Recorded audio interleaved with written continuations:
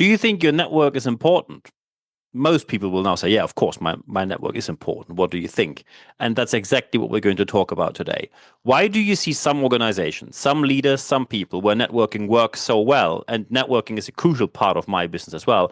However, why do so many fail delivering on the promise of network? And also, what are the opportunities and what are the risks of networking? When you now say there are risks of networking, what kind of risk? You will see in a minute. So when we talk about networking, very important here is that I will give examples as usual, and all of these examples are based on quotes I do. So they're all fully protected with the Fair and Free Use Act, which I'm going to refer to fair dealing here in the UK. So that's about the disclaimer.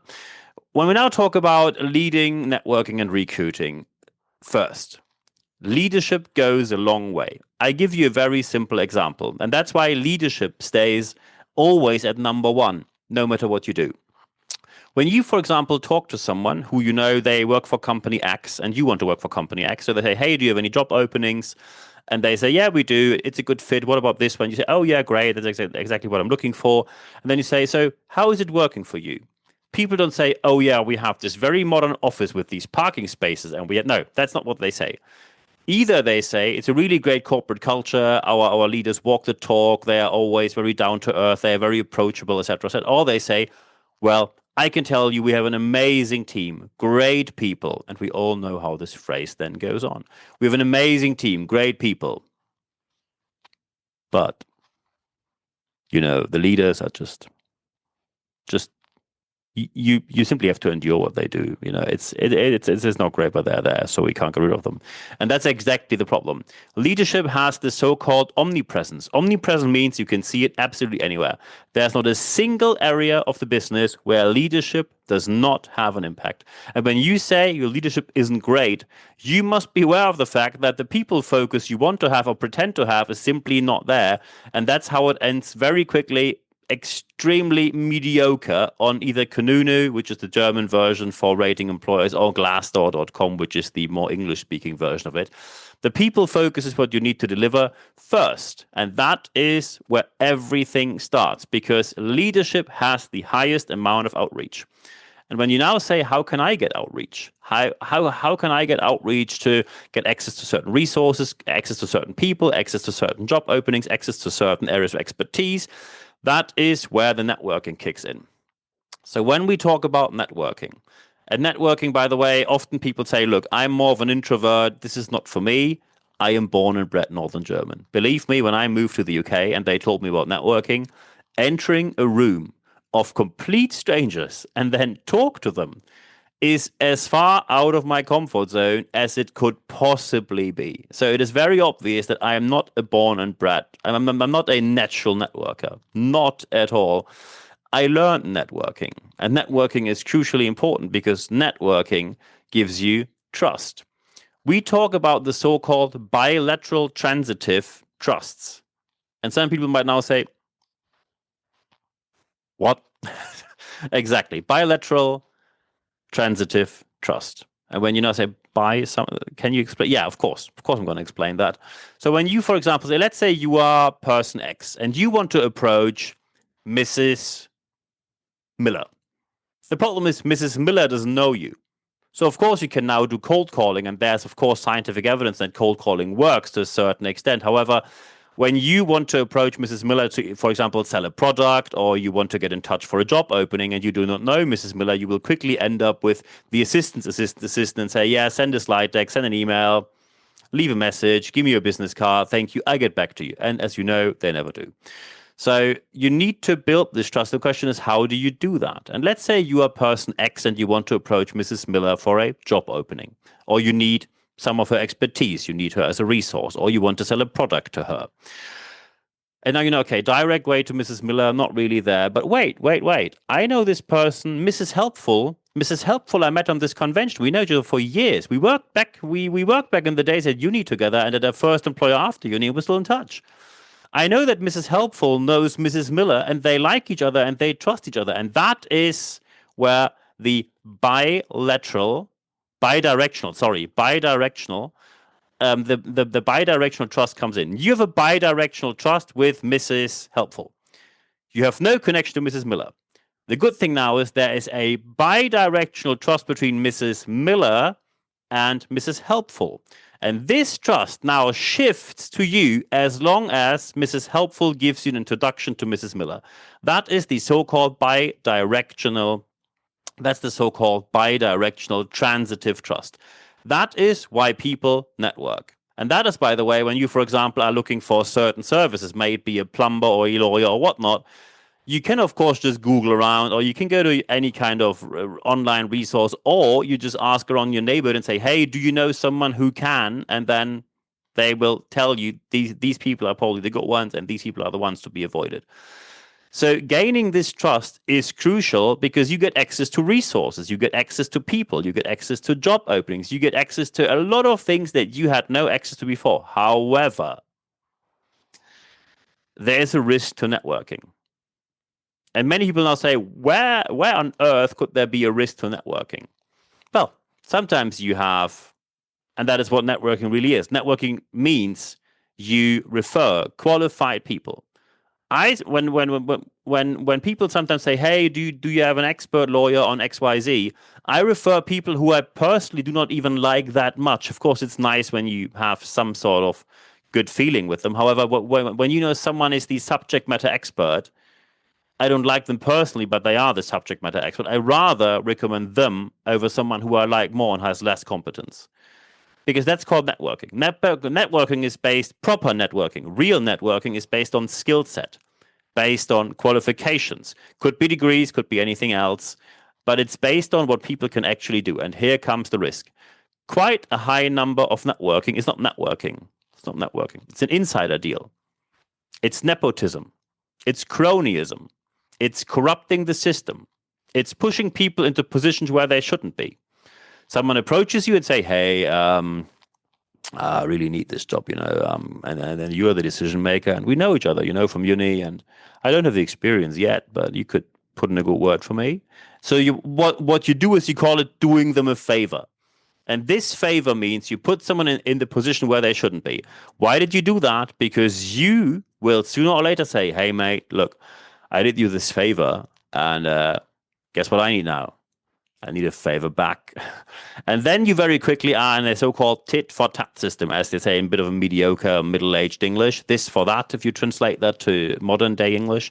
It means you're only based on favors. It's not based on skill. First, employees immediately get that. People immediately see when some people enter the system from above due to personal connections, not due to skill set, not due to what they've achieved, not due to experience or anything of a track record, just by who they were born with, the family they grew up in, birthright privilege. And immediately people will not follow these people, and there's no trust. It's the opposite of trust. And also when you are based solely and only on favors, sooner or later there will be the point where you suddenly say, look, I really can't do you this favor. This just pushes too far. I really can't do that because the risk for me is just too high. Or it simply doesn't follow your agenda. And you say, no, sorry, this is something I don't like, so I'm not going to do you the favor. And the other person will say, how do you dare? Okay, that was it. And then they will make you fall, or they want to make you fall. And when you say, hey, don't we have something like that right now? Yes, exactly. We have something like that on the highest level on this planet, Donald Trump and Elon Musk. Donald Trump and Elon Musk. So first, you see that Donald Trump has a tax package. Elon Musk is not happy about that. Also, Elon Musk isn't happy about the EV mandate, the electronic vehicle mandate, coming to an end, where Donald Trump says the electronic vehicle mandate forced people to buy electric cars, which is, of course, utter nonsense. No one was forced to buy any car in the US, and especially not forced to buy electronic vehicles or electric vehicles. And of course, not having the EV mandate harms Tesla. So more taxes, less EV mandate, Elon Musk unhappy. And they were good friends, by a favor, because Elon Musk has zero experience in public administration. His Doge track record, as they call it, is questionable at best. And suddenly, Donald Trump says, look, Elon, you did what you did, and goodbye from here. And what Elon Musk just did, he went on X, which is still a large platform, and just posted on X saying, you know why Donald Trump didn't publish the Epstein files? Because he's in it. Have a good day, Donald J. Trump. That's what he posted. Epstein, if you haven't followed that case, Epstein is connected with pedophilia crime, ended up in jail, but then killed himself. There's suicide. That's at least what we know as of now. There are a lot of things going on around that, but genuinely a person you do not want to be connected with, especially not in these files you do not want to appear. And it's extremely important here that this is, and it immediately escalated. Donald J. Trump then said, we're going to cut funding for SpaceX. And then Elon Musk said, okay, when you cut my funding, I'm going to decommission the Dragon missile, which the US desperately needs by SpaceX. Back forth. It went for hours. The Tesla stock went in free fall, lost almost 15%, 14.7, I think it was at the end of day one of the whole drama. And then the weekend came, and that's the end of trade, at least. So and by the way, I'm in Washington, D.C. right now for World Pride. So this was topic number one during that evening. Someone said, this is the real housewives of the White House. When you see how two men argue and you still have people saying women are too emotional to lead, look at what these people like Donald J. Trump and Elon Musk have done, and then look at what Ursula von der Leyen or Angela Merkel have done, or what Ruth Bader Ginsburg has done, or Theresa May. And then I have a question, who's too emotional here? Maybe it's the men, just by scientific evidence in this case, or at least empirical evidence. So when we look at this scenario, this is a typical case of how networking carries a risk. When you have a network based on favors, you will end up in an endless network of favor for favor for favor for favor. And either you will be called out, or someone will quit the network and call you out, or someone will make you fall, and then there is nothing that can save you because there is no scientific backing, no factual backing that keeps you in place. And it gets even worse from there. When networking goes wrong, your recruiting is immediately affected. When you say, hey, these are our leaders, and people who are talented, people who have qualifications, look at your company and say, I have quite a number of big question marks. How do these leaders get to their position? Because they are not qualified for the job. And when you, for example, look at stock exchange listed companies, unlike in, for example, the UK, where you have a monistic system where the board of directors can act pretty freely, in Germany, for example, you have a dualistic system. So you have a board and then you have a supervisory board that controls the board. And when you look at who sits in these supervisory boards, you think these must be the number one experts. Well, some of them are, but sometimes you really have the feeling saying, okay, look, we have these professorships, and after a certain reform a couple of years ago, professorships aren't that well paid anymore in Germany as they tend to be before. And as a thank you note, they gave him one of these supervisory positions. And then you wonder, so how wrong can it go? I just give you an example. When board level members, so for example, C-level people want to have their bonuses agreed, the supervisory board needs to agree on the contract and on the goals connected with the bonus. And the Deutsche Bahn, the German train system, the main German train provider, last year paid significant bonuses to their managers, although they were not performing well. And then it came to public because someone leaked the document that two aspects were not part of their bonification, not part of the bonus. And these two aspects were customer satisfaction and punctuality. What on earth is going on? What do these boards do for a living? What's their main job? Because it can't be expertise on logistics. It can't be.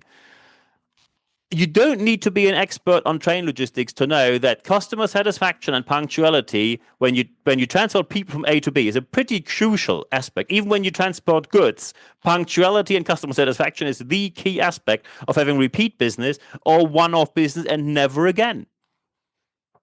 But here we go again. Once more, we see that leadership went wrong, and the reason for that was simply that some people got a favor. And we see this way too often. You need to lead your network based on knowledge, qualification, and expertise. And very important here, it could be degrees, but it do not necessarily need to have degrees, need to be degrees. I'm in Washington, D.C. right now, as I said, and just yesterday I saw an amazing ad by Google saying, break the paper ceiling. I don't know if you're aware of what the paper ceiling is. The paper ceiling is where people say, I can't get a certain job because I don't have a bachelor's degree. And of course, the usual German reaction is, well, then get a bachelor's degree, right? That's one side, but that's one point of view. If you have absolutely no idea about the US, you say something like that. The question is, are you aware of tuition fees here? Because very quickly, these bachelor degrees cost 5 or 6 digit amount of money, and you can default on student loans. It means you can go bankrupt on student loans, lose everything you have based on student loans. And that already affects quite a number of people in the US. So it's not that easy to just say, hey, get a bachelor's degree. And what Google advertised, break the paper ceiling with a link where on Coursera or edX, depending on what kind of qualification you're looking for, they have certificates. Certificates, including exams, they take month and month and month to fulfill. So it's not something you do in an afternoon. And when you have these certificates, they give you an entry role. They give you an entry to Google. And that's where some people know how to build a network based on skill and knowledge, not based on nepotism, cronyism, insider deals, which we see way too often in different parts of free enterprise, public service, politics, anywhere. Because nepotism, cronyism, and insider deals only favors one group, birthright privileged people. And that usually means male, white, straight, cisgender people. I know that some people go wild when I say that, but that's just scientific evidence. When you are born privileged in a rich family, you're white, cisgender, so you basically live in the heteronormativity. People open your doors, people give you networks just because you're born in the so-called right family. That's not achievement. That's not networking. It is nothing else than nepotism, cronyism, and insiders. And that harms organizations massively. And that's why, for example, some people do not just hand over their businesses. I give you a very simple example. One owner-led business, one of my clients, where the owner, who is a couple, and they said to their children, well, first you do vocational training because you need to know the trade. No, you need to know what our people do here when they work with their hands, how we produce items. So they had to do vocational training, not in the parents' business. They had to learn how to work somewhere else where they are just no one. And then they had to go through all the qualification phases and then start at the junior position and work their way up. And now, when the children took over the business, they are highly respected by anyone. But absolutely anyone in the business, because they said, you earned this position, you weren't gifted this position. What you now need to know when you say, hey, how do I now make this work? It's focus, focus, focus. And I can tell you what the main problems here are. Often people say, yeah, I want to have a network, but I just don't like LinkedIn. It's not for me. Nah. Not for me. I don't like LinkedIn. And in Germany, this Xing, no, I just don't like networking online. Oh, and these networking meetings in the evening after work. No, I think I work enough, so I don't go to these networking meetings. No, I just hold no interest in that because I think I work so much, I don't want to put in additional hours. That's your problem then. You need to focus on getting your leadership skills, your networking skills, and because as soon as you focus, your recruiting will become immediately better as well. You will attract more talent. You will know more people. When you know more people in the industry, it will be quicker and easier for you to fill certain roles. That's just one out of many examples. So now, after what you heard here, look at your calendar and say, when do you start with your journey of networking and doing it the proper way? Not based on favors where you say, I'm giving a favor to a position or to someone where I know they're not really up to the game, but I still put them in there. No. Proper networking is based on skill set, on qualifications, on people actually getting the job done. I wish you all the best putting your focus in place. As soon as you start that, everything will become better from there. And I wish you all the best doing that. When you now say that sounds like a lot of work, can we have a chat about that? Yes, of course we can. So by the way, when you now listen on YouTube, please leave a like here. Please subscribe to this channel. Put the little bell in as well so you don't miss future episodes. Feel free to leave a comment as well. Happy to discuss whatever you want to discuss. When you are now on, for example, Apple Podcast or Spotify, feel free to leave 5 stars here. Thank you very much. And of course, feel free to recommend this channel, the YouTube channel or the Apple Podcast or Spotify channel on basically any channel you have, either social media or to your friends, colleagues, etc., etc. One very important thing we have, it's leadership tips only on YouTube Shorts. You have a daily leadership tip, 60 seconds or less. Everything is available in English and German, so I'm looking forward to seeing you there. YouTube offers more at the moment because we have more means there. You don't have these short snippets and leadership tips on the podcast channel, so feel free to subscribe to that channel as well. When you are on Apple Podcasts, Spotify, etc., feel free to follow us there as well. And of course, you can go to my website, nb-networks.biz, and then you can take a look there as well, what I actually do in my life. When you now say, hey, I'd like to discuss something, but I do not want to discuss it in the comment section. Perfectly okay. Drop me an email, nb@nb-networks.com. As soon as you send me an email, I answer any message within 24 hours, and then we can have a chat. There are basically two types of people approaching me. Either they say, hey, we need a trainer, a coach, an intro manager, someone who speaks at our conference. Can you be that person? And yes, of course I can. But you can also simply send me your questions, and then we just have a chat about that. Absolutely no problem. Looking forward to hearing from you there. When you now say you want to have a live session, either on your own or with your whole team, live sessions are available monthly. So the question is, where do you know them? And they are only communicated by our leadership letter. When you go to expert.nb-networks.com and you put your email address in there, what you find in there, as soon as you sign up, you only get one email every Wednesday morning. It's 100% content, ad-free guarantee. So no worries, no advertising. You get full access to all the articles I published, more than 400 in English and German. Full access to all the podcasts, same, again, more than 400 in English and more than 400 in German. And you get to know when is the next live session, and the link to just join the room there is exactly in there. So it's very important that you don't have to register, but we only communicate live sessions via the leadership letter. There is no other means. So when you want to know about that, sign up for that, and I'm looking forward to seeing you in one of our next live sessions. The most important aspect, however, is always the last one I mentioned. Apply what you heard in this podcast, because only when you apply what you heard, you will see the positive outcome that you obviously want to see in your department, your organization, your business or private life. I'm looking forward to hearing from you about what you put in place. Feel free to contact me anytime. I'm answering any message within 24 hours or less. And at the end of this podcast and at the end of this video cast, there's only one thing left for me to say. Thank you very much for your time.